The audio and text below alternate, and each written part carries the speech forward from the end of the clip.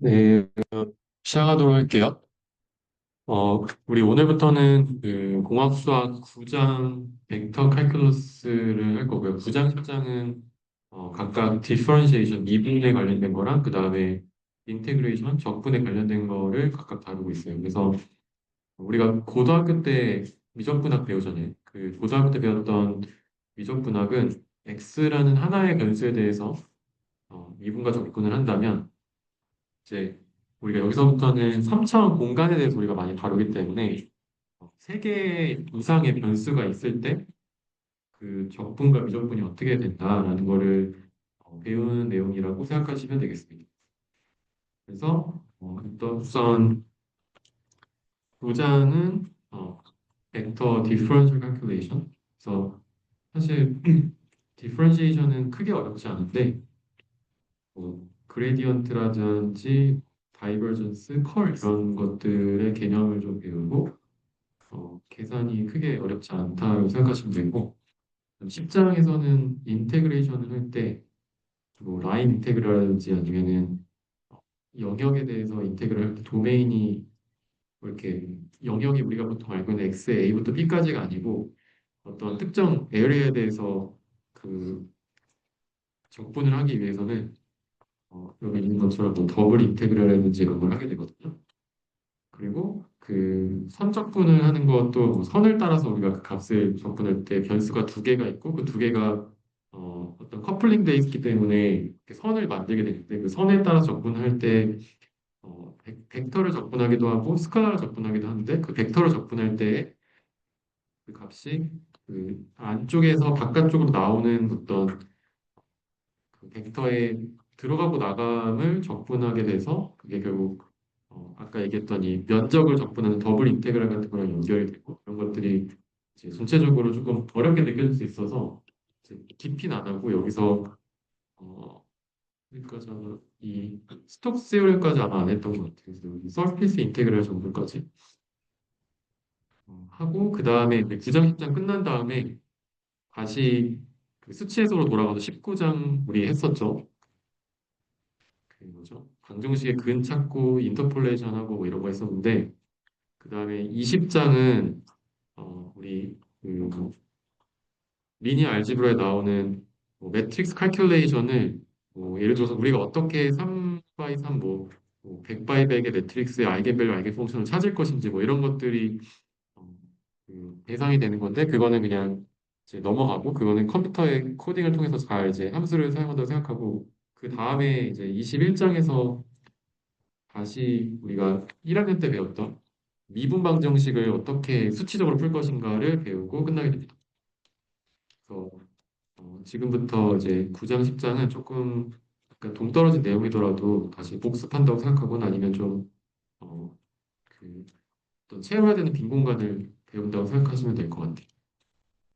그래서 방금 얘기했던 그냥 기본적인 내적, 외적, 우리 이너 프로덕트, 아우터 프로덕트 말고 이제 크로스 프로덕트라고 하는 외적을 배울 거고 이거는 사실 앞에서 했던 거랑 겹쳐가지고 크게 어렵지 않을 거고 그레디언트나 다이버스 컬 이런 걸 배울게요. 그래서 지금 다시 이제 얘기하지만 좀 간단한 내용인데 다시 한번 복습한다고 생각하고 스칼라랑 벡터가 뭔지 아시죠? 스칼라는 크기만 있는 거고 벡터는 이렇게 세 개 이상의 성분이 있어서 방향과 크기를 모두 가지는 게 있고 공간상에서 보통 많은 경우에 우리가 세 개의 변수를 가진 3차원의 데이터를 다룬다고 생각하시면 되겠습니다. 그게 왜 그러냐면 앞에서는 빅데이터 같은 경우는 4차원의 어떤 특징 공간을 가르는데 여기서는 우리가 3차원 공간 선에서 스페이셜 어떤 도메인에서 우리가 이적분을 하기 때문에 그래서 이제 3차원을 많이 다루게 보통 이제 2차원도 많이 다루게 되죠. 그리고 벡터는 기본적으로 위치를 어디 시키더라도 그냥 이게 같은 벡터라고 볼 수 있어서 시작점이 다르더라도 그냥 이런 식으로 이 A나 B가 같은 방향, 같은 크기를 가지면 같은 벡터로 생각을 하고 방향이 다르면 당연히 마이너스 부호를 가지게 되겠죠. 그다음에 크기가 다르거나 방향이 다르면 당연히 같은 크기더라도 다른 벡터라고 생각할 수 있겠습니다. 그래서 우리가 약간은 물리적인 걸 좀 배울 텐데, 뭐 이렇게 원을 따라 도는 어떤 이런 모션을 어떻게 우리가 수학적으로 기술할지, 그때 이제 움직임이라는 것 자체가 방향과 크기가 있는 거니까, 방향이 있고, 거기에 빠르게 움직이는지 얼마나 많이 움직이는지 이런 것들을 이 화살표의 크기랑 그다음에 화살표의 방향을 방위로서 표시하면 되겠습니다. 그래서 이거는 그냥 간단하게 이 3차원 공간상의 벡터를 한번 그려볼게요. 시작이 있다고 하면은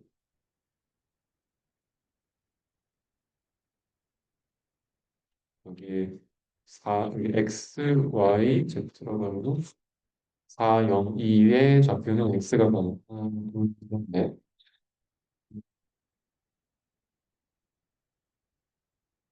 x가 6까지 있어요. 그래서 좀 더 길게 그리기. 여기가 x고 4, 0,2는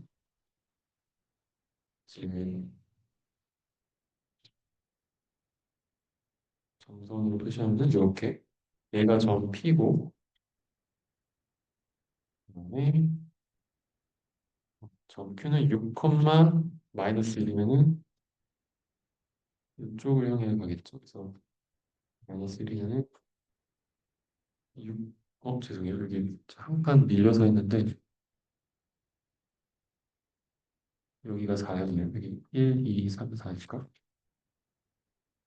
얘가 점 P고 그 다음에 6,2는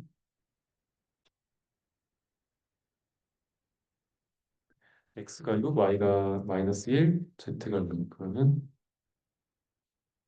이렇게 여기 이 점이 되겠죠?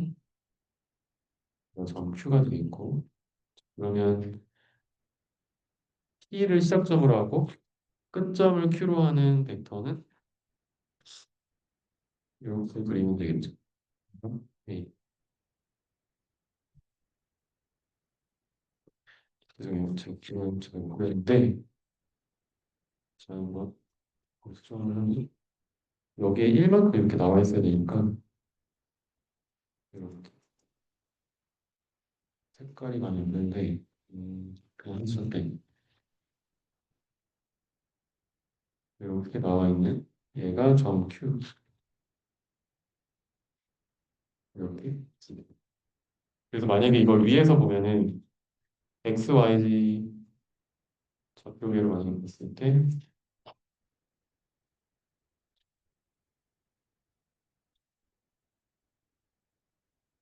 얘가 지금 요 x를 먼저 쓰면은 여기가 x고 여기가 y고 이렇게 생각하면 다시 여기서 4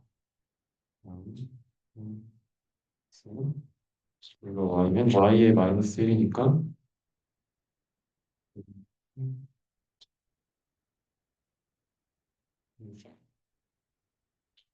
여기가 점 P고 그다음에 이거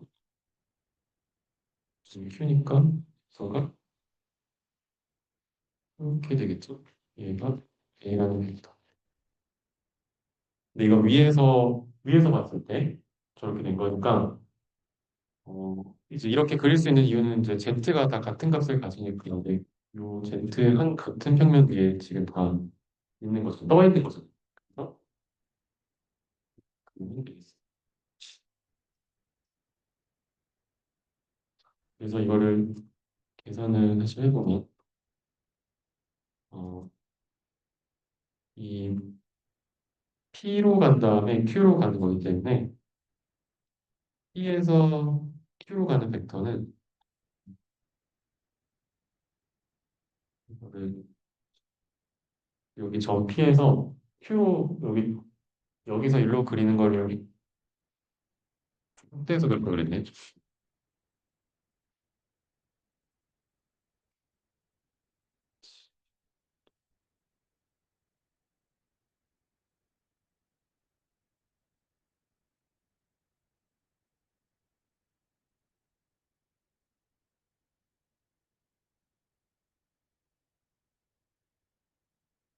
잠시만요. 어,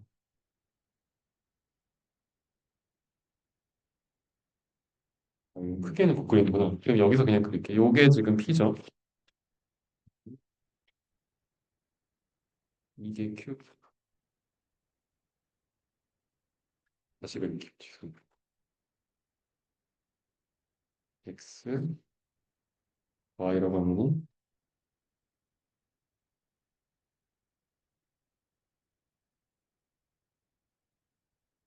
얘가 P고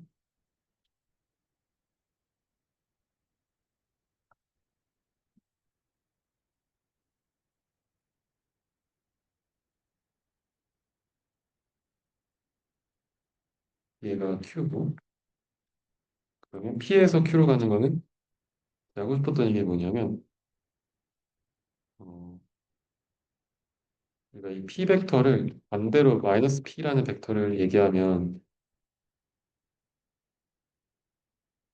여기서 이렇게 뒤로 돌아가는 벡터거든요. 그래서 반대로 여기서 시작해서 이렇게 가요. 이게 원점이겠죠. 원점에서 다시 Q만큼 가면은 결국 여기서 시작해서 여기로 끝나는 거죠. 그래서 우리가 이 벡터 A를 어떻게 표현할 수 있냐면 A는 마이너스 P 더하기 Q다 이렇게. 그래서 P에서 시작해서 Q로 가는 벡터는 빼기 P라고 표시하시면 되겠습니다.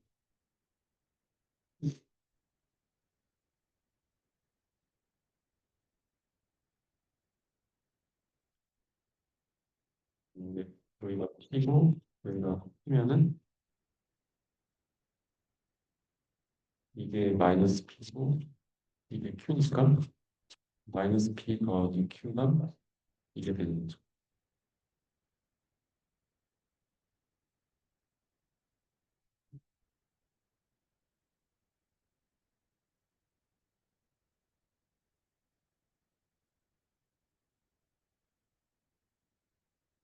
그러면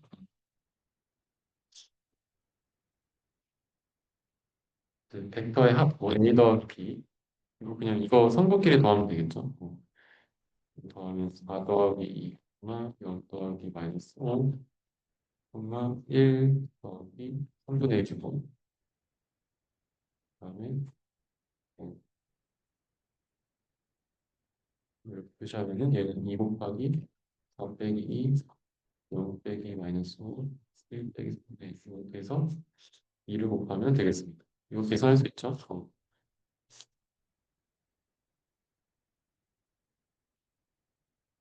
잘 계산하면 되고 그다음에 우리 벡터 표현할 때는 이렇게 쓰기도 하고 좀 두꺼운 글씨로 표시하기도 하고 좀 명확할 때는 제가 화살표를 안 그릴게요. 근데 좀 명확하지 않을 때는 화살표를 표시하고 보통 벡터 표시할 때 이렇게 두꺼운 줄 표시하거나 이렇게 표시하고 얘가 저는 처음 시간에 제가 얘기했잖아요. 이게 n 차원의 벡터 만약에 매트릭스면 이런 식으로 n과 m이다 표현해주세요. 벡터라는 거를 이렇게 네. 앞으로 화살표를 제가 안 쓰더라도 어, 이제 벡터다라는 거 이렇게 해두시고 이제 벡터 우리 지난 시간에 어, 내적했었잖아요. 벡터 또 컬럼 벡터의 내적, 로 벡터의 내적 뭐 이런 식으로 했었는데 그게 이제 다시 한번 리마인드를 하면은 A 내적 B는 각각에 있는 성분을 곱한 거. A A1, B1 플러스 A2, B2, A3, B3 뭐 이런 식으로 되는 게 내적의 연산이고 이게 지금 A가 n차원이고 B가 n차원이면 그래서 이렇게 다 곱해 더하면 이건 스칼라잖아요. 그래서 이거는 일단 스칼라 값이 된다는 거고 스칼라 값이고 그리고 우리 앞에서 미적분학 하기 전에 선형대수학에서 뭐 A 벡터의 트랜스포즈 곱하기 B 이렇게 썼었죠. 여기는 점을 안 썼죠. 왜냐면 매트릭스의 멀티플리케이션은 이 점을 쓰지 않고 곱하기 이를 쓰지 않아요. 그냥 B 하면 AB의 곱인 줄 아니까. 그리고 얘가 어, 스칼라 값인데 어떤 값이냐면은 A의 크기, B의 크기에다가 사인 세타. 이 세타는 방금 얘기했던 A라는 벡터와 B라는 벡터가 있으면 그 벡터 사이에 이루는 각도가 세타고 그때 제가 뭐 이거 투영이라는 개념으로도 우리 상대 수학에서 얘기했잖아요. 네. 코사인 세타가 뭐 A 벡터의 코사인 세타 곱한 거고 그 A 벡터의 코사인 세타 곱한 게 A 벡터가 B 벡터에 투영된 거고 거기에 B 벡터의 크기를 곱하면 결국 두 개의 내적인 A다 B가 의미하는 게 뭐냐면 어, A와 B가 같은 방향으로 얼마나 많은 크기를 가지느냐를 의미하는 거죠. 다른 말로 하면 A랑 B가 얼마나 유사한지를 본다고 할 수. 역으로 우리가 공간을 다룰 때는 코사인 세타를 구할 때 이렇게 계산하니까 A의 크기, B의 크기를 A 내적 B 나누기를 해가지고 여기 아크 코사인 해가지고 코사인 역함수를 취하면 세타를 구할 수 있겠죠. 그래서 각도 두 개 사이의 각도를 구하기도 하고 그리고 코사인이 어떻게 생겼는지 다 알죠. 코사인 함수는 세타에 대해서 이렇게 생겼잖아요. 대칭함수 좌우로 대칭함수잖아요. 이렇게. 근데 얘가 여기까지가 90도고 여기까지가 180도고 얘가 270도. 얘가 360도인 걸 알죠. 근데 이제 부호를 보면 여기서 양수 또 넘어가면은 그때부터는 음수 그다음에 이제 270 넘어가면 양수.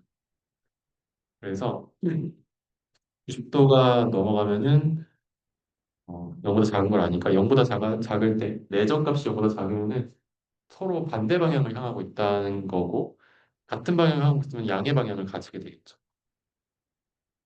그리고 90도일 때는 0입니다. 두 개가 서로 오쏘고날 할 때, 서로 수직일 때는 값이 0이다. 이런 것도 확인할 수 있겠습니다.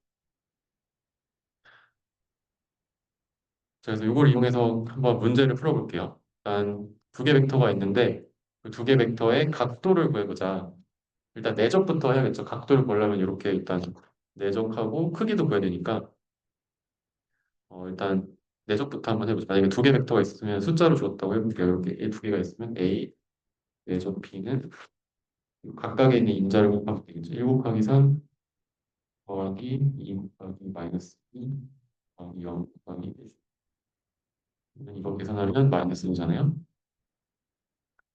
이걸로 봤을 때 우리가 두 개의 벡터는 조금 다른 방향을 서로 다른 방향을 보고 있다. 이제 그렇게 생각할 수 있고 음, 그다음에 A 벡터의 크기 우리가 이거를 두 줄로 그을 때도 있고 한 줄로 그을 때도 있는데 벡터인 경우에 당연히 이게 절대값이 아니고 그러니까 이거의 크기 있는 걸 아니까 뭐 이렇게 쓰더라도 두 개 중에 어떤 걸 쓰더라도 이해해 주시면 좋을 것 같고 예, 1의 제곱 더하기 2의 제곱 더하기 0의 제곱 이렇게 되겠죠? 토요일까지 읽고 그다음에 두 줄이 좀 더 명확하니까 두 줄로 많이 쓰는데 이런 식으로 B 벡터의 크기는 루트 씌우고 3의 제곱 더하기 마이너스 2의 제곱 더하기 1의 제곱 9 더하기 14 더하기 14 이렇게 계산할 수가 있고요. 그 다음에 마지막으로 어, 이제 이게 일단 첫 번째 내적했고 이거 우리 영어로 이너 프로덕트 또는 내적은 우리 이제 내적 영어로 이너 프로덕트라고도 하고 그다음에 반 프로덕트라고도 하고 두개 같은 말이에요. 우리 갓을 이렇게 쓰니까 그다음에 외적은 어, 크로스 프로덕트 이건 우리 예전에 했던 그 아우라 프로덕트랑 다른 거예요. 완전히 아우라 프로덕트랑 그냥 완전 다른 거죠. 그렇지만 뭐, 음, 일단 내적했고 그다음에 각각의 길이가 여기에 우리가 크기 라고 했던 거랑 같은 로움이고 사이값은 이제 마지막으로 보면 되겠죠. A 내적 B는 A의 크기 B의 크기 곱하기 곱하기 코사인 세타 코사인 세타는 마이너스 1 나누기 루트 5 루트 14 그래서 이거 계산하면은 70분의 마이너스 1인데 요거는 계산기로 하셔도 되고 계산기로 할 수밖에 없죠. 이거 계산기 말고는 방법이 없지만 그래도 눈으로 대충 계산하면 코사인을 그리는 거죠. 그리는 거 보시면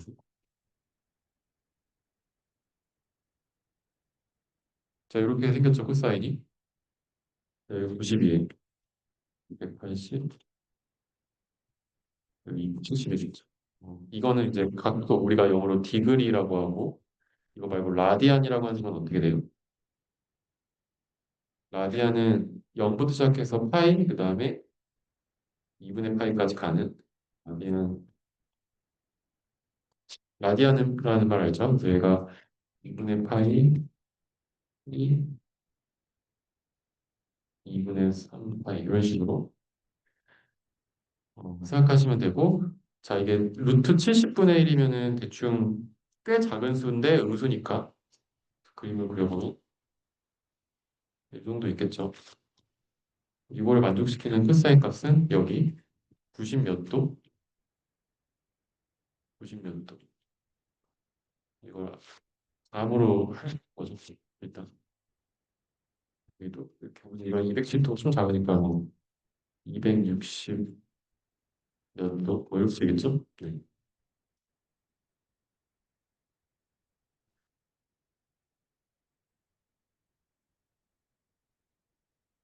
자, 그래서 이거 계산기로 해보면은 이제 세타가 제 계산기로 미리 계산 놓은 게 있어가지고 계산을 해보면 보통 이제 코사인의 역함수를 이런 식으로 쓰기도 해요. 코사인의 역함수를 이렇게 루트 70분의 1 쓰기도 하는데 아크 코사인이라는 말을 들어봤나요? 아크 코사인?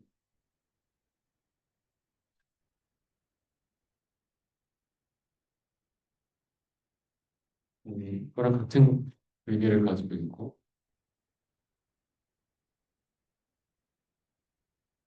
이걸 계산기에 넣어보면은 라디안으로 했을 때 디그리로 했을 때 96.8655 디그리가 나와요.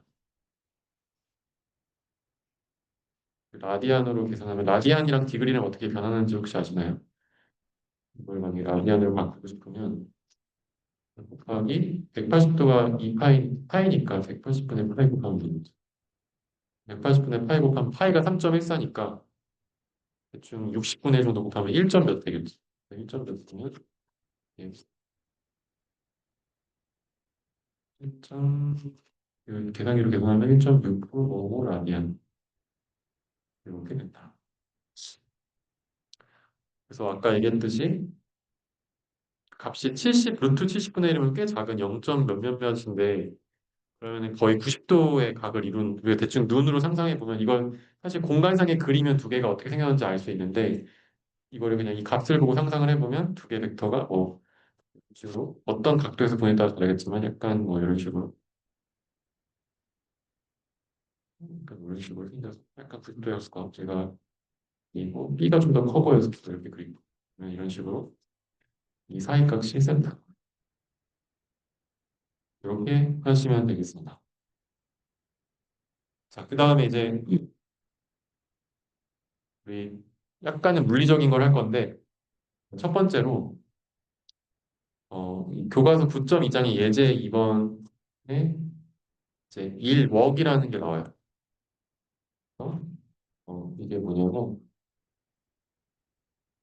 어, 어떤 물체가 이렇게 있으면 물체를 힘을 주면은 움직이거든요.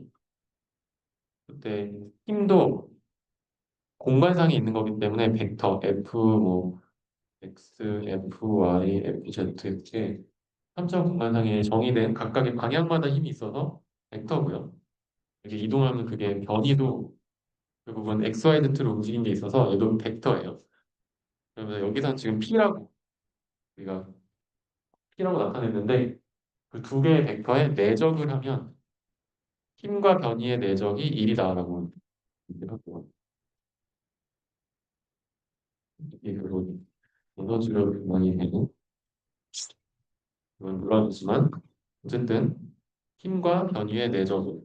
그러니까 내가 힘을 세게 많이 밀면은 거기에 일을 많이 해준 거고, 거기에 다 가해지는 에너지가 많아지는 거다라고 생각하면 되고, 만약에 힘을 주는데 그 힘이 내가 물건을 이렇게 드는데 수직하게, 그러니까 이거에 움직이는 방향으로 안 밀고 좀 기울어서 밀면은 좀 비효율적이겠죠. 그래서 두 개의 힘과 이동하는 방향이 일치할수록 일이 당연히 많겠고, 사이각이 0도일 때 가장 크겠습니다. 그래서 이게 내적으로 했을 때 결국 어떻게 되냐면 이 힘이 이동하는 방향과 일치하는 힘 성분이 있을 텐데 그게 우리 결국은 P의 크기에다가 코사인 세타 한 거겠죠. 알파라고 돼 있으니까 알파 그대로 썼어요.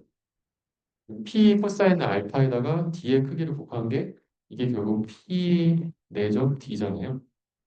그래서 이 위에 그 수직한 성분은 빼고 이건 사인 세타니까 사인 알파니까 그 이동하는 방향에 해당하는 힘의 성분 곱하기 이동 거리 한 거다라고 그냥 쉽게 알 수 있죠. 자, 그래서 이거를 보통 뭐 탄젠셜 포스라고 해서 PT라고 하고 이걸 보통 노멀 포스 수직이라고 해서 PN 이렇게 나타내기도 하는데 이 밑에 있는 문제를 잠깐 보면은 음, 마찬가지로 여기에 어, 힘이 작용하고 있는데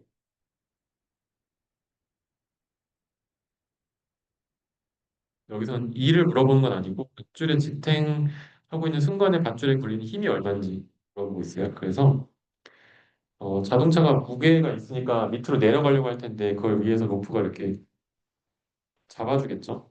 그 잡아주는 힘이 이제 이게 뭔지 물어보는 거예요.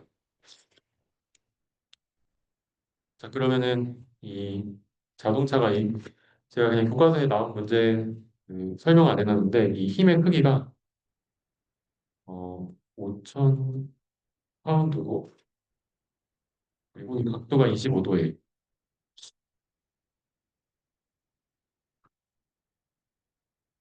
그러면 이게 수직 방향으로 이렇게 F의 크기가 F의 크기를 F 알려고 할까?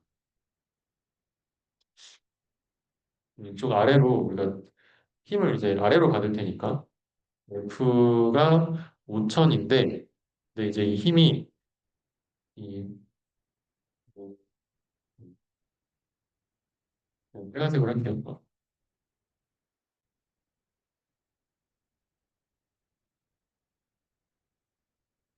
어,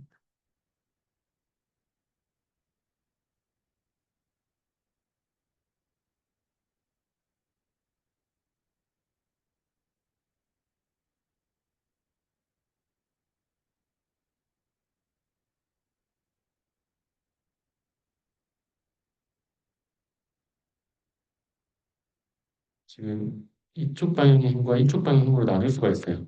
얘가 지금 어, 이 수평면 요 평면 기준으로 했을 때는 수직한 힘이 F이고 탄젠셜은 이게 탄젠셜 우리말로 접하는 방향 밑으로 내려가는 거니까 이 밑으로 내려가는 FT가 있어서 두 개의 합이 FT 플러스 FN이 F가 되는 거죠.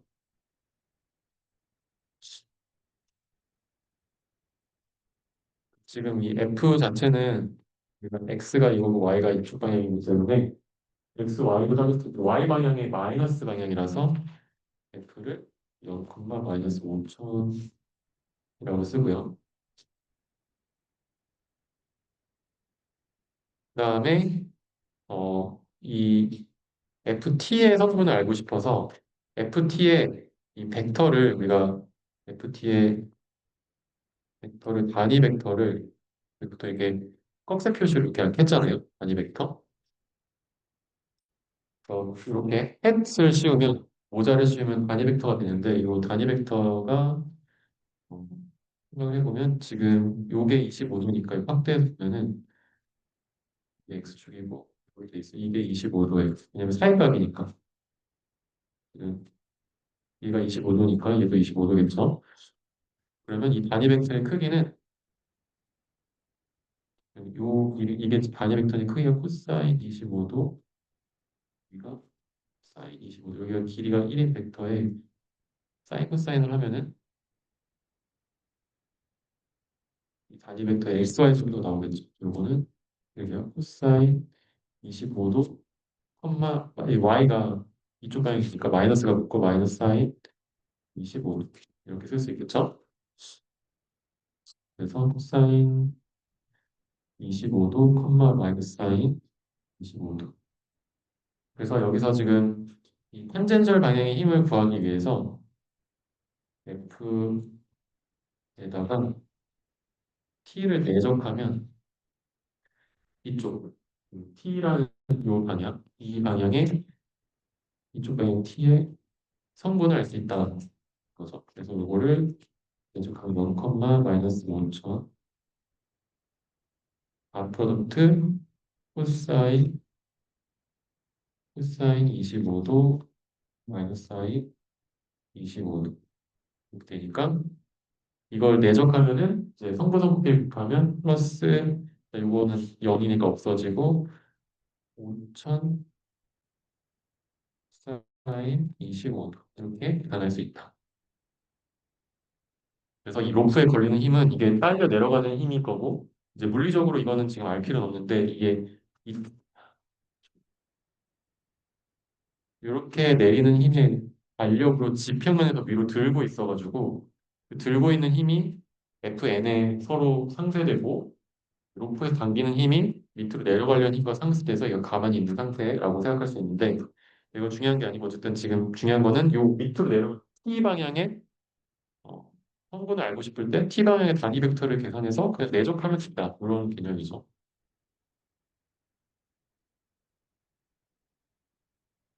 자 그리고 어, 요 닷 프로덕트 내적 이런 거랑 좀 관련돼서 또뭐 이렇게 프로젝션 이런 거 우리가 배웠으니까 관련해서 우리가 직선의 방정식을 다시 한번 정의를 해볼게요. 우리가 중학교, 고등학교 때 직선의 방정식 배우죠. 직선의 방정식 어떻게 해요? ax 플러스 b 이렇게 쓰면 되죠. y 이퀄 ax 플러스 b로 쓰면 되는데 이거를 y 이퀄 ax 플러스 b라고 썼던 거를 우리가 직선이라는 거를 다시 한번 여기서 정의를 할게요. 을 어떻게 정의하냐면 일단 직선의 방정식을 ax 플러스 by 이꼴 c 이것도 뭐 비슷한 느낌이죠. a의 1차식, y의 1차식 더해가지고 상수다.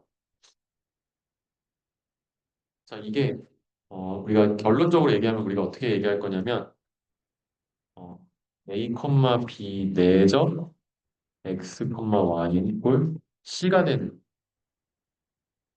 그런 개념으로 설명을 할 거예요.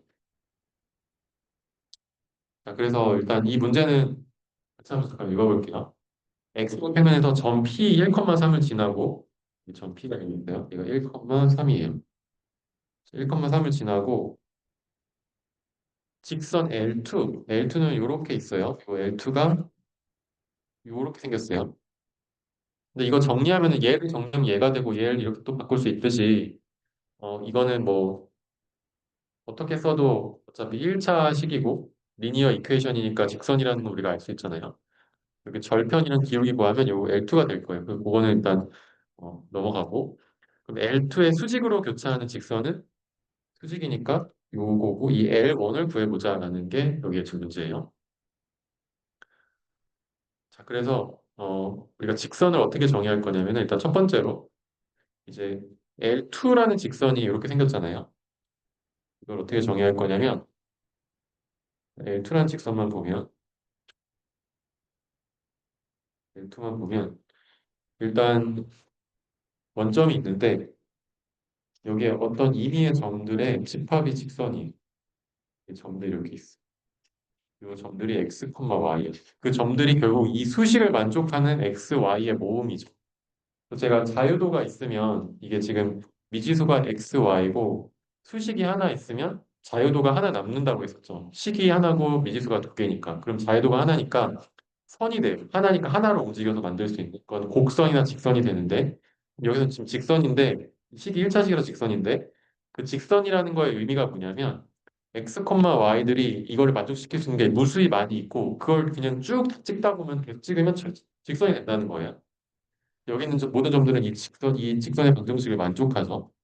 그럼 이제 x, y라는 임의의 점이 뭔지 알았는데 그 임의의 점을 L2와 수직한 L2와 수직한 어떤 벡터 그 어떤 벡터를 이제 A, B라고 하죠.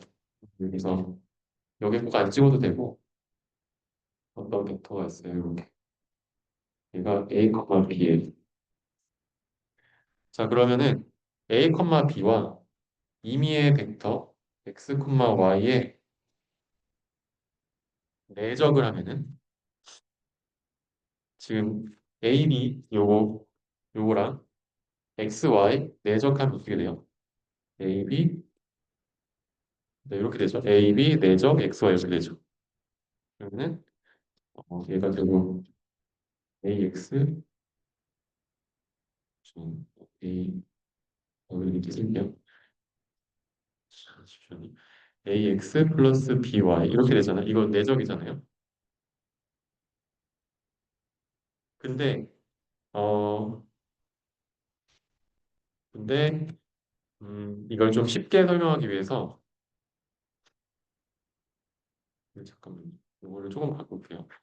바꿔서 좀 쉽게 설명해서 얘를 단위 벡터로 만들게요. 그러면 루트 A제곱 더하기 B제곱 분의 A, B 이게 지금 A, B가 임의의 어떤 실수라고 했을 때 이건 단위 벡터로 만든 거잖아요. A, B의 벡터의 크기로 나눴으니까 거기에 내적 x, y는 얘도 이렇게 만약에 나눴다. 이렇게 나누면 지금 좌우가 같은 식이니까 지금은 그냥 a제곱 더하기 b제곱이라는 걸 위아래를 나눈 건데 자 그러면은 이번에는 제가 죄송한데 이거를 그냥 단위 벡터라고 생각을 하고 크기가 1인 벡터예요. 어, 크기가 1이고 크기가 1이고 얘는 루트 a제곱 더하기 b제곱분의 a, 제가 만약에 크기가 1인 벡터랑 내적하면은 여기서 어떻게 되냐면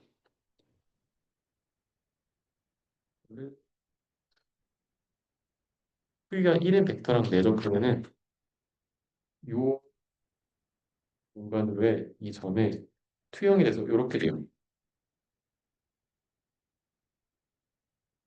무슨 말인지 모르겠죠.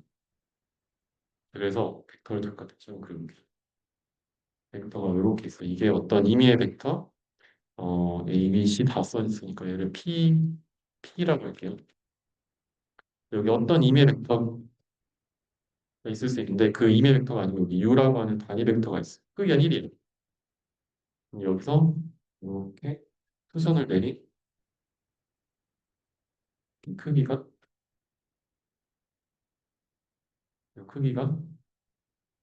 P 내적 U라는 거지.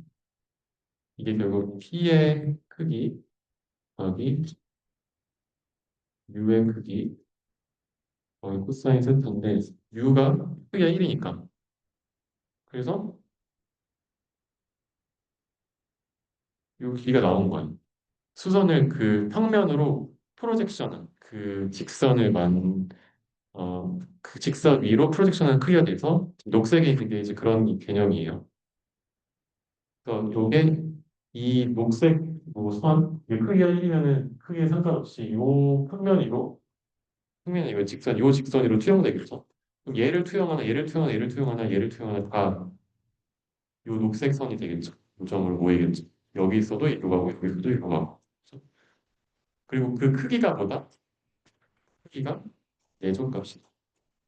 그래서 요거랑 요 크기가 1인 요 단위 벡터를 요라고 해둔다.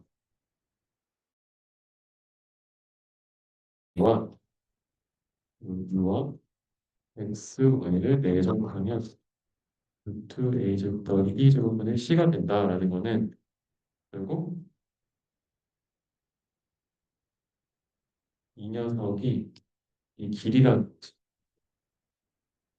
네, 이 점선, 이 점선 여기 위로에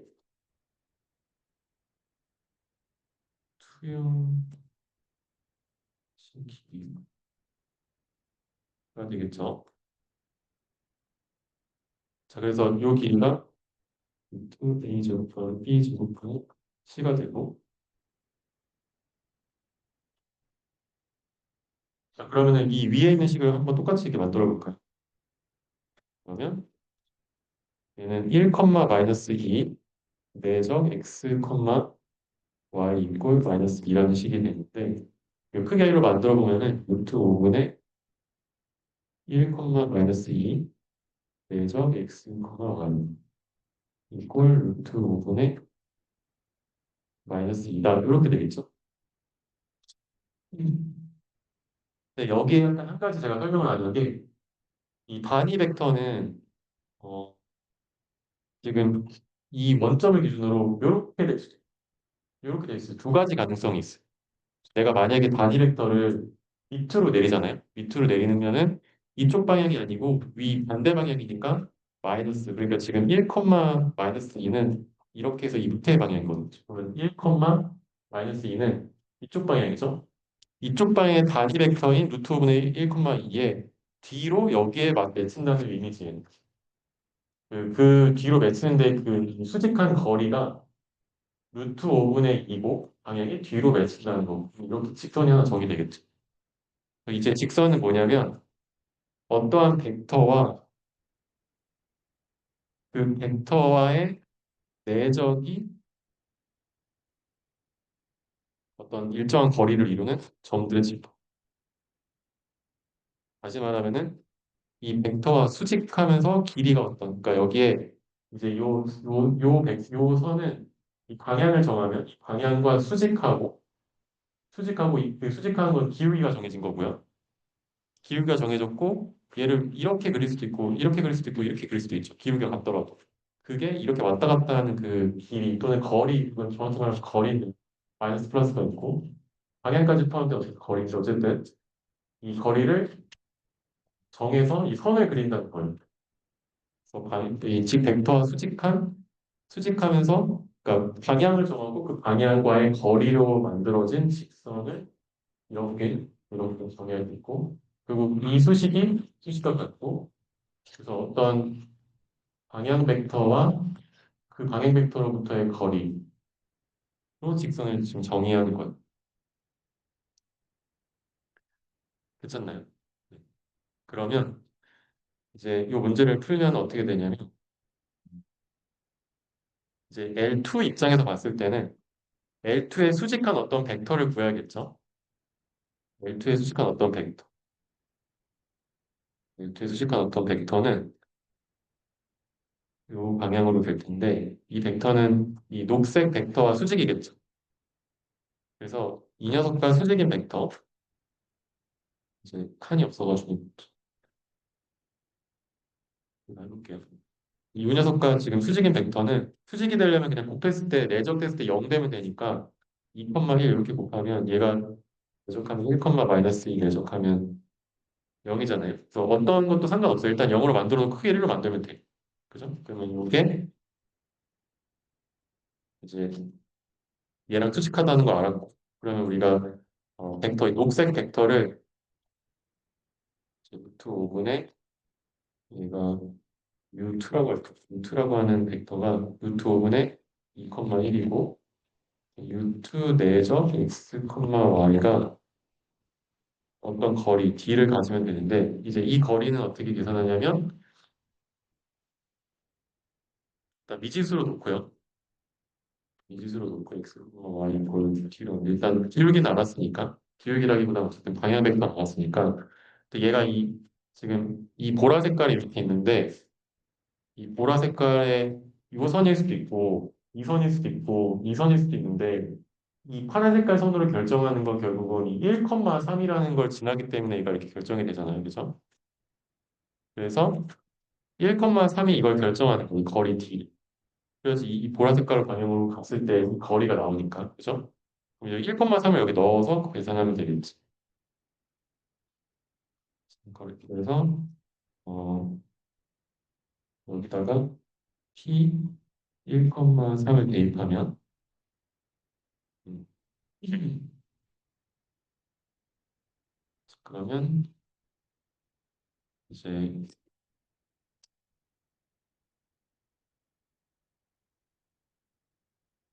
그게 되죠. 2,1 루트 5 곱하기 1,3이 D다. 그럼 계산하면은 루트 5분의 2 곱하기 1 더하기 1 곱하기 3이니까 5죠. 이걸 루트 5고 정리하면은 이제 식은 2,1분의 5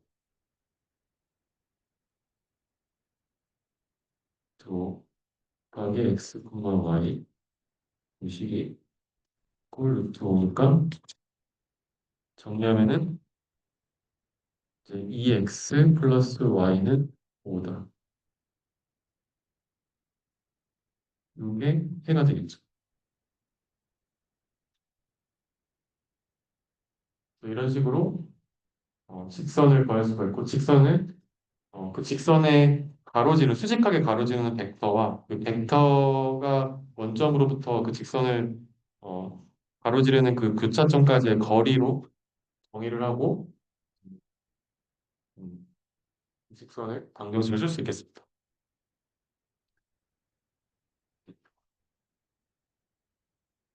마찬가지로 우리가 직선을 정의했듯이 평면도 마찬가지로 정의할 수가 있어요. 자, 그래서 어, 평면의 방정식을 우리가 중학교나 고등학교 때 배웠을 때 이런 식으로 배웠을 거예요. 평면의 방정식 ax 플러스 by 플러스 cz는 d다. 얘는 이제 우리가 봤던 거랑 좀 비슷하죠. 우리가 이런 식으로 나타낸다고 했잖아요. 요게 x, y가 z라는 추가하니까 이제 직선이 아니고 평면이 되는 건데 3차원 공간상에서 얘가 왜 평면이냐? 라고 하면은 사실 x, y, z 미지수가 3개고 이제 식이 1개니까 자유도는 디그리 오브 프리덤은 2개라서 2개의 변수로 정의되는 어떠한 공간은 당연히 평면이나 고공면이 되는 거고요. 그래서 이제 여기서는 단순한 식이니까 평면이 되는 건데 그 평면을 우리가 어떻게 정의할 수 있냐면 마찬가지로 어떠한 그 수직인 어떤 벡터 이게 지금 이 평면의 수직인 벡터가 n이라고 했을 때 n과 수직인 어떤 벡터 수직인 벡터 n과 이 점 어떤 이 r을 x, y, z라고 했을 때 이 r을 만약에 이 수직인 벡터 n에 이거 단위 벡터 지금 이거 단위 벡터니까 선 표시로 안 하고 이거 단위 벡터 이 단위 벡터로 만약에 투영을 하면은 당연히 마찬가지로 이 길이인 이만큼의 길이가 나오죠. 이렇게 투영했을 때 수직이. 그래서 이 평면 위에 어디에 있더라도 이 단위 벡터의 수직한 거를 투영하면은 원점으로부터 떨어진 거리가 같게 나온다는 거예요. 그래서 마찬가지로 그 평면을 수직하게 가로지는 어떤 벡터와 그 평면으로부터의 거리가 일정한 그 내적했을 때 내적값이 일정한 값들 x, y, z의 모음이라고 우리가 이 평면을 이해할 수 있고 이가 어떤 특정한 거리 d라고 하는 거죠. 그래서 이거를 우리가 a, b, c, d 이렇게 쓸 수 있는데 근데 이제 어, 이렇게 쓰면은 이게 조금 a, b, c가 단위 벡터가 아닐 수도 있잖아요. 사실 이게 단위 벡터가 꼭 아니어도 되잖아요. 왜냐면 이게 단위 벡터라고 하면 이제 a, n, b, n, c, n 네.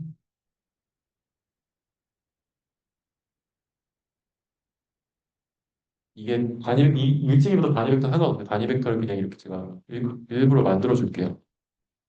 이렇게 나오면 되겠죠. 곱하기 x 4점 y z 하면은 얘가 d라고 했을 때 얘도 dn이라고 하자 그냥. 그걸 넘기면 죄송해요. 이거를 n을 쓸 필요가 없었다. 죄송해요. 그냥 이렇게 얘를 오히려 그냥 dn이라고 두면은 그럼 이제 이걸 그냥 넘겨서 ax 플러스 by 플러스 cz는 dn 루트 a 제곱 플러스 b 제곱 플러스 c 제곱. 그러니까 이 크기로 그냥 곱해가지고 얘를 그냥 d라고 놓으면은 이거 거리는 아니에요. 요거는 거리는 아니죠. 이 dn이 실제 거리인데 수직 한 방향에서 거리가 아니고 거기에 그냥 루트 a, b, c에다가 곱셈한 게 d라고 그냥 이거를 놔버리면은 위에 식이랑 똑같이 되는 거죠. 자, 그래서 이거를 마찬가지로 위에 주어진 숫자에 대해 대입을 해보면 이 식은 4, 2, 4 내적 x, y, z 이꼴 마이너스 7인데 이제 이거를 단위 벡터 입장에서 봤을 때 어떻게 해야 돼요? 이거의 크기로 나눠야겠죠? 그러면 그 크기는 루트 4의 제곱, 2의 제곱, 4의 제곱. 여기도 사실 똑같이 만들어야 되니까 이렇게 4의 제곱 16 더하기 4 더하기 16. 20, 36이니까 이게 6이네요. 결국은 얘가 6이니까, 얘가 6이니까, 음, 이렇게 쓰면은 3분의 2, 1, 2는, 아, 2, 2, 내적 x, y, z는 6분의 마이너스 7이죠. 자, 그럼 여기서 이제 단위 벡터가 나왔어요. 단위 벡터는, 벡터 얘는 3분의 2, 3분의 1, 3분의 2고요. 여기서 만약 문제가 하나 더 나온다면은 이 단위 벡터를 가지고 있을 때 그냥 이거 다 치우고 이 평면이 주어졌어요. 이 평면과 원점 사이의 거리는 몇이냐라고 많이 물어보면은 절대값으로 얼마나 떨어져 있냐고 물어보면 거리가 몇이 될까요? 이제 이게 단위 벡터니까 단위 벡터의 수평 이제 핫 프로덕트, 이너 프로덕트 내적했을 때 값이 6분의 7이니까 거리는 6분의 7만큼 떨어져 있다라고 할 수 있겠죠.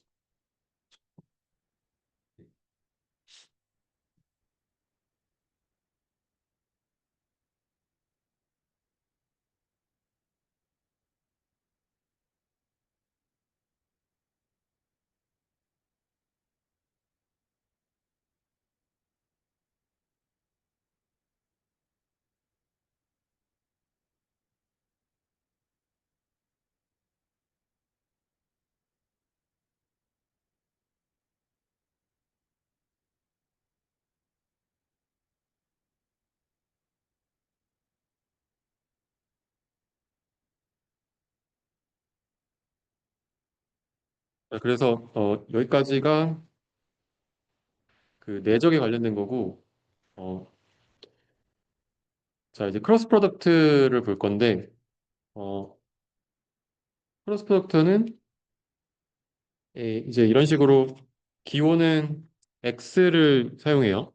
이렇게 가끔씩 뭐 이렇게 쓸 때도 있어요. 뭐 a 동그라미를 넣어가지고 이렇게 크로스 프로덕트를 쓸 때도 있는데 그냥 잘 안 쓰고 그냥 x로 표현하면은 곱하기가 아니고 크로스 프로덕트다. 특히 이게 벡터일 때는 당연히 곱셈이라는 게 존재하지 않으니까 크로스 프로덕트가 되고 크로스 프로덕트는 만약에 세 개의 원소가 있을 때 이런 식으로 어, A 곱하기 B는 A2, B3 빼기 A3, B2, 뭐 이런 식으로 세 개의 성분이 나오는 벡터가 돼요. 아까는 A 내적 B 하면은 스칼라였죠. 이거는 스칼라였는데 A 이제 어 A A 크로스 프로덕트 B는 얘는 그대로 3차원을 유지하는 어떤 벡터가 나오는 거죠. 자, 그리고 그 3차원에 있는 그 각각의 원소들은 어떻게 되느냐라고 하면은 어, 이렇게 돼요. 요거 세 개가 각각. 첫 번째 원소, 두 번째 원소, 세 번째 원소 이렇게 되는데 이걸 어떻게 계산하냐면 음, 우리가 IJK라는 거를 보통 이제 뒤에서 나오는데 IJK라는 걸 사용하는데 여기서 잠깐 설명을 할게요. X,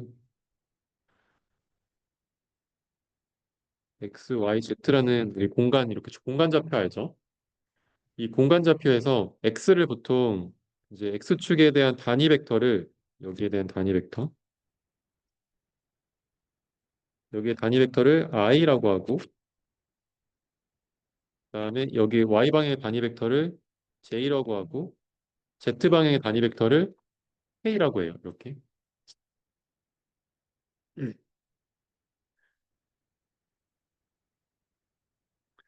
그리고 어, 이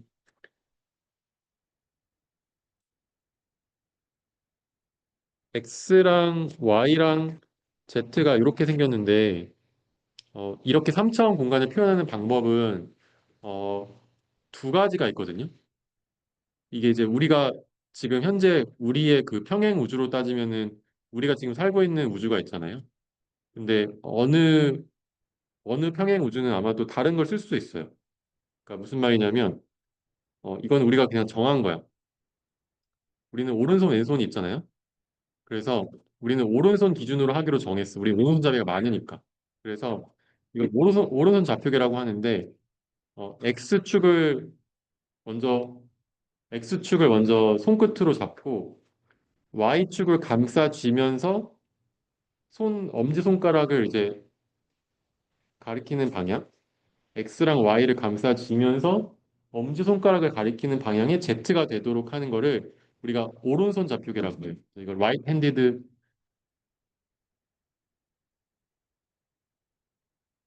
근데 바로 앞에 페이지에 사실 똑같은 말이 있어서 여기 앞에 잠깐만 이거를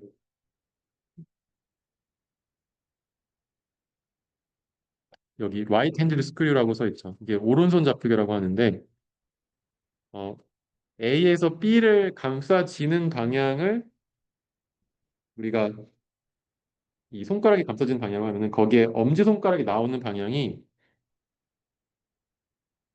Z가 되도록 우리는 이 수학적으로 물리적인 그런 어떤 정해진 어떤 그렇게 우리가 정했어요. 그렇게. 근데 만약에 왼손으로 하면은 X랑 Y를 감싸지잖아요. 그러면 Z가 반대가 돼요. 그래서 왼손 잡히기로 하는 사람들이 어, 거의 없고 뭐 그냥 없다고 보면 돼요. 왼손 잡히기 기준으로 뭔가를 계산하거나 왼손 잡히기 기준으로 뭔가 이론을 세우거나 하는 사람은 없고 모든 사람들은 다 이제 우리가 마치 글씨를 왼쪽에서 오른쪽으로 대부분 쓰고 일부 사람들이 오른쪽에서 왼쪽으로 쓰잖아요. 그런 것처럼 우리는 이제 오른손 좌표계로 모든 걸 정의해서 사용한다 이렇게 생각하시면 돼요. 자, 그래서 이제 X, Y, Z라는 게 이렇게 정의가 되고 그래서 우리는 오른손 잡히기 기준으로 모든 걸 한다라고 생각하시면 되고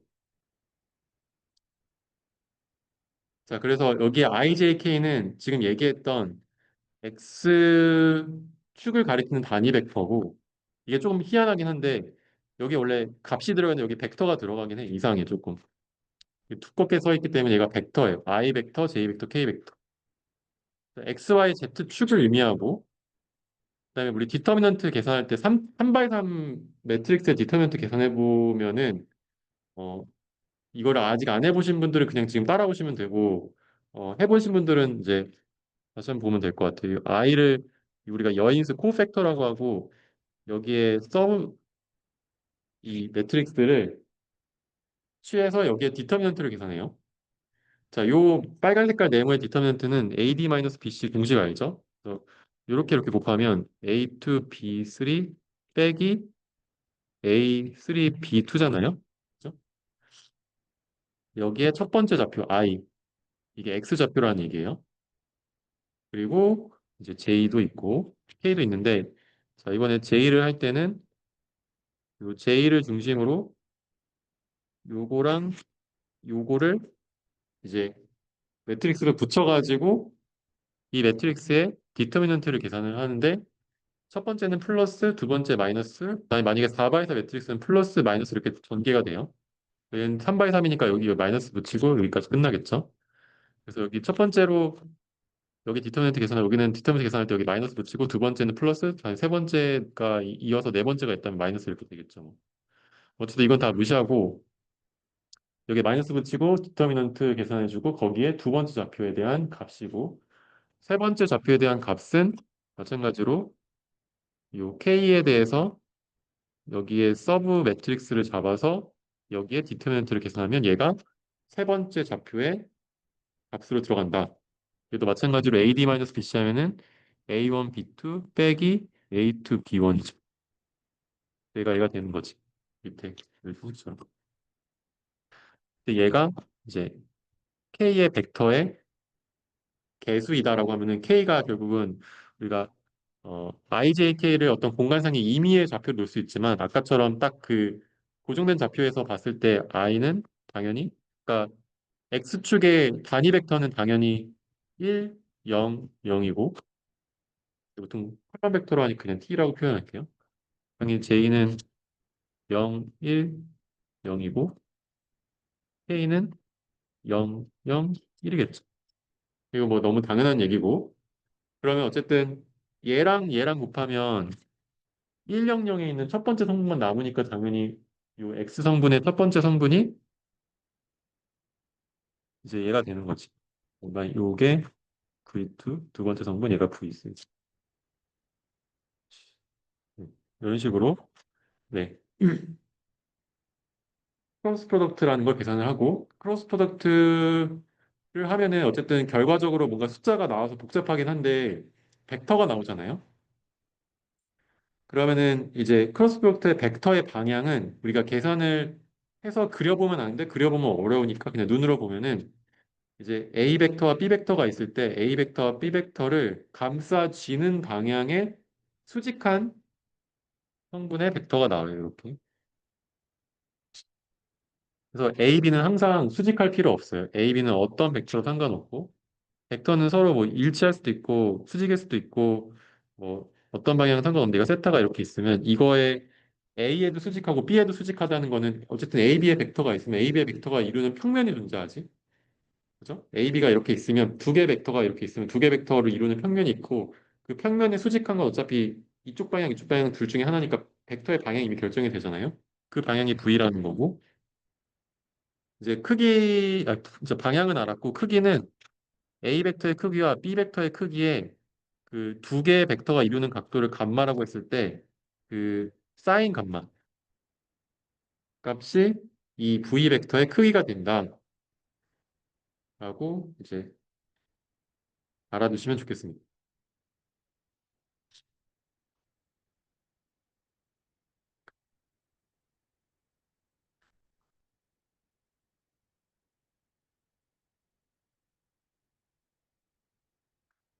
자, 그러면은 연습 문제를 한번 풀어볼게요. 괜찮나요? 여기 지금? 그래서 연습 문제는 이 숫자를 넣어보고 계산을 해볼 건데 일단 방금 여기 했던 요 위에 있는 요 공식대로 그대로 해볼게요. 자, 그러면 방금 얘기했던 대로 V라는 벡터는 우리가 A 크로스 B라고 했을 때 I, J, K 성분이 있고 여기에 여기에 중요한 것 중에 하나 제가 설명 안 해. 뒤에 설명할게요. 일단 첫 번째 걸 먼저 써요, 무조건. 이게 우리 곱셈은 A 곱하기 B나 B 곱하기 B나 B 곱하기 A나 원래는 같잖아요. 근데 크로스 프로덕트 같은 경우는 순서가 의미가 있어요. 그래서 A를 먼저 쓰고 B를 다음에 쓴다면 여기 할 때 A1, A2, A3를 먼저 써줘야 되고 그다음 B1, B2, B3를 쓰면은 되겠습니다. 그러면 얘는 일단 죄송해요. 이걸 쓰는 게 의미가 없죠. 여기에 숫자를 넣을게요. 이렇게. 자, 그러면 일단 I 성분만 먼저 보면은 이렇게 내적이 아니고 이렇게 디터미넌트 계산하면은 AD-BC 하면은 1 곱하기 0, 0 곱하기 0이니까 어차피 0이고 X 성분은 없는 거죠. 0i고 더하기 자, 이번에 J에 대해서 해보면 이렇게 이렇게 곱하면 AD-BC 하면 어차피 0 곱하기가 들어있고 또 0 곱하니까 다 0이어서 여기도 마찬가지로 J 성분이 0이 되죠. 너무 빨리 했나요? 천천히 해볼까?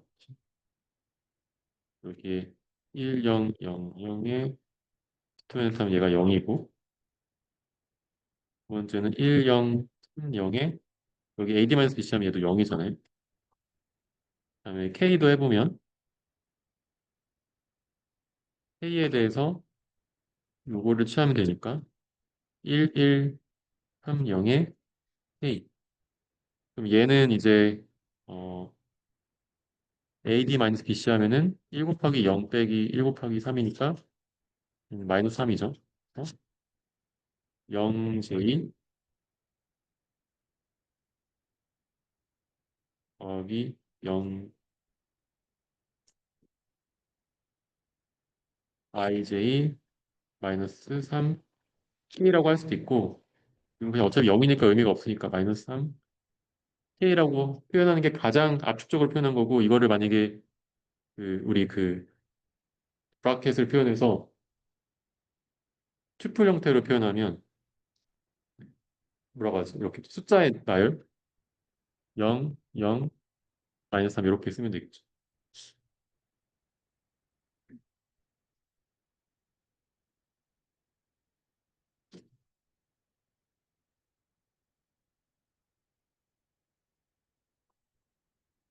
자, 그러면 아까 얘기했던 XYZ의 그 단위 벡터 IJK를 우리가 스탠다드 베이시스라고 해서 표준 기저 벡터라고 하고 아까 얘기했던 100, 010, 001 같은 게 되겠죠. 근데 만약에 얘가 좌표계가 돌아가면은 100이 안 되기도 하는데 어쨌든 뭐 개념적으로 그렇게 생각하시면 되고 그 다음에 이제 여기서 또 한 가지 알아두면 좋은 특징이 어, I 크로스 프로덕트 J는 K이고 자 I 그다음에 J 그다음에 K가 이렇게 있을 때 I랑 J랑 크로스 프로덕트 하면은 그러면 K가 나와요. 그 다음에 K랑 크로스 프로덕트 하면은 I가 나와요. 여기서도 마찬가지로 J랑 K랑 크로스 프로덕트 하면은 이렇게 I가 나온다. 자, 그러면 다시 하면은 K랑 I랑 크로스 프로덕트 하면은 J가 나오겠죠. 그리고 이제 반대로 돌면은 만약에 J랑 I 여기서 볼게요. J랑 I를 크로스 프로덕트 하면은 반대로 도니까 마이너스 K가 나오고요. K랑 J랑 하면은 마이너스 I가 나오겠지. 이런 식으로. 네.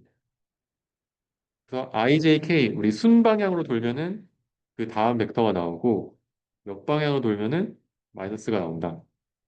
다시 말하면 이 위아래도 보면은 이 아까 얘기했던 것처럼 A 벡터랑 B 벡터랑 곱했을 때는 크로스 프로덕트를 하게 되면 B랑 A랑 곱한 거에 방향이 반대가 된다.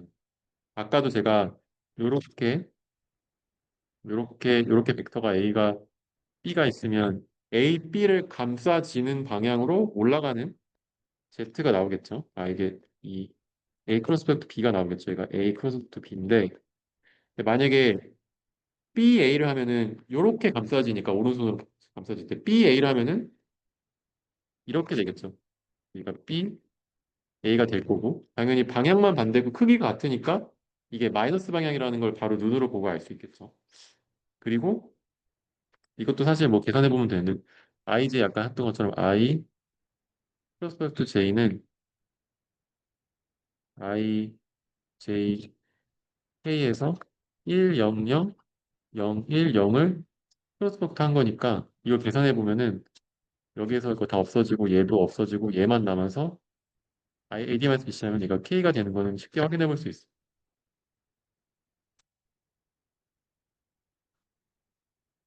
자, 그 다음에 이제 외적을 했고, 그 다음에 이 외적을 이용해서 하는 한 가지 예제를 볼 건데, 이것도 약간 물리적이긴 한데 결국 그냥 수학적으로 생각하면 돼요. 이제 모멘트라는 게 있어요. 모멘트라고 하는 거는 회전력을 이야기해요. 자, 그래서 만약에 문이 이렇게 있고 문에 문고리가 이렇게 있으면 이제 이 축을 중심으로 문고리를 제가 예, 죄송한데 이게 문고리예요. 이렇게 잡고 돌리는 거예요. 이렇게 내리면 되는데 이 내릴 때 힘을 우리가 F라고 해보자. 여기에 힘을 음, 이쪽으로 밀어가지고 이렇게 들어 올린다고 해볼게요. 이게 F라고 하면은 F가 벡터예요. 이제 평면에서는 fx, fy가 있는 거고 공간상의 3차원에서 fx, fy, fz가 있는 벡터인데 이게 fx, fy, fz 이렇게 되는 거죠. 자, 그럼 이 벡터가 이제 힘을 이렇게 만약에 들어 올린다고 하면은 이 문고리가 이걸 중심으로 이제 어 이제 요축을 중심으로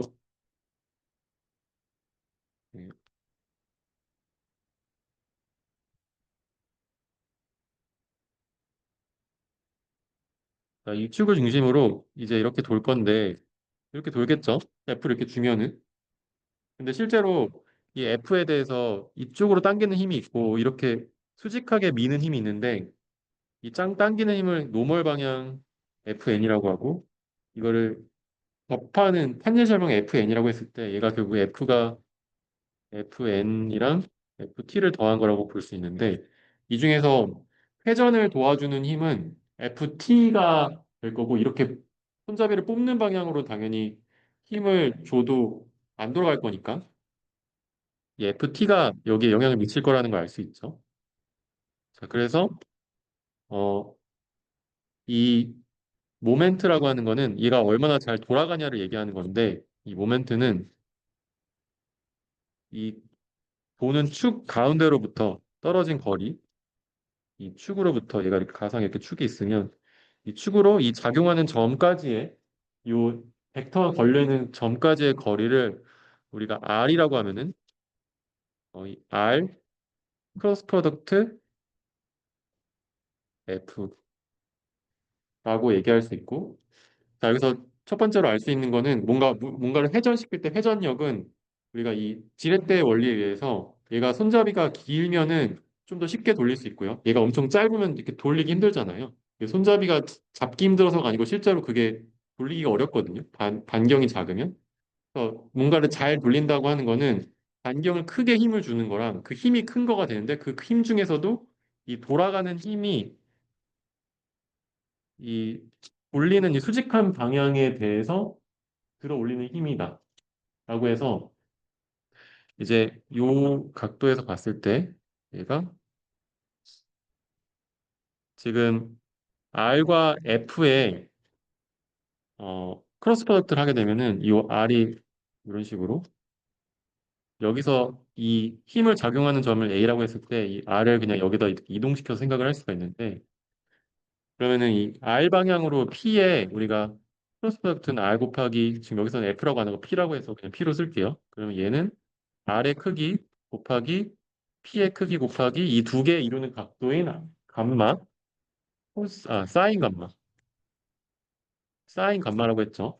자, 그러면은 P의 크기에다가 사인 감마를 하게 되면은 요 크기겠죠. 얘가 지금 코사인이고 얘가 사인이니까 얘가 P의 크기에다가 사인 감마한 게 아까 얘기했듯이 제가 이걸 돌리는 상황이에요. 그럼 요 점을 기준으로 아까 제가 이게 문꼴이라고 했을 때 이렇게 당기면 이 수직한 이 F 탄젠셜한 힘만 도움을 줄 거라서 얘가 P 곱하기 사인 감마가 곱해진다는 걸 알겠고 그다음에 P의 당연히 크기에 비례해서 얘가 회전력이 클 거고 그다음에 반경이 클수록 회전력이 크다라는 거를 이 수식으로부터 알 수 있죠. 근데 여기에 플러스 우리가 회전이라고 하는 거는 회전의 축이 있고 그 축을 중심으로 도는 거거든요. 우리가 모멘트라고 하는 걸 우리가 회전을 한다고 생각했을 때 그 회전의 축을 벡터의 축이라고 봐요. 그래서 지금 만약에 이렇게 하면은 아까 제가 엄지손가락으로 그 마치 좌표계를 표시했듯이 그 회전축을 우리가 엄지손가락을 놓고 이 손가락이 도는 방향을 양의 방향으로 놓고 그래서 이제 이렇게 회전하는 경우에는 이 큐에서 튀어나오는 거를 엄지손가락을 놓고 이렇게 도는 게 방향이라고 봐요. 그러면 지금 벡터의 방향이 어떻게 되냐면 우리가 여기서 R이 있고 P가 있죠.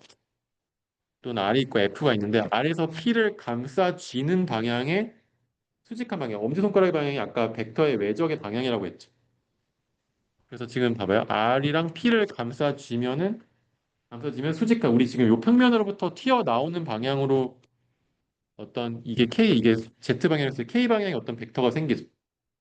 그래서 회전하는 방향이 요 K라는 벡터 만약 공간이 이렇게 있으면 여기에 이렇게 어떤 K라는 벡터가 있고 이 K라는 벡터를 기준으로 이 접시가 만약에 이렇게 돈다고 하면은 만약에 요 K라는 벡터에 대해서 감싸지는 이 방향으로 이렇게 이게 지금 제가 잘 못 그렸지만 이게 접시거든요.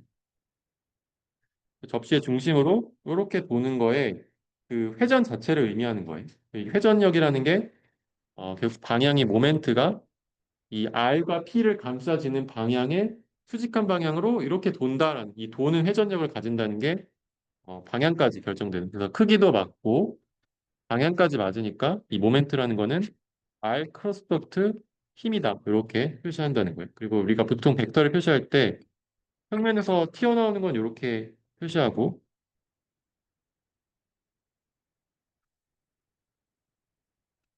또 X라면은 들어가는 방향의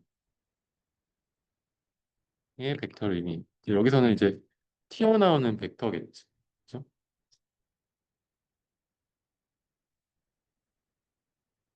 그래서 모멘트 같은 경우는 만약에 모멘트를 우리가 F 크로스 프로덕트 R을 만약에 한다고 하면 이거는 부호가 반대가 되겠지. F 크로스 프로덕트 R은 R 크로스 프로덕트 F랑 다른 거고 그냥 부호가 반대니까. 일단 이거 중요한 건 아닌데 어쨌든 순서가 일단 중요하다는 거. R 곱하기 F. 근데 우리가 크기만 다룰 때 우리 고등학교나 중학교 때 모멘트 같은 거 계산할 때는 크기를 고려하고 방향 고려 안 했기 때문에 이제 순서가 상관이 없었는데 우린 여기서는 이제 회전이라는 거에 방향을 고려하기 때문에 네, 이렇게 생각하시면 되겠습니다. 그래서 오늘 여기까지 하고 다음 시간에 이어서 할게요. 수고하셨습니다.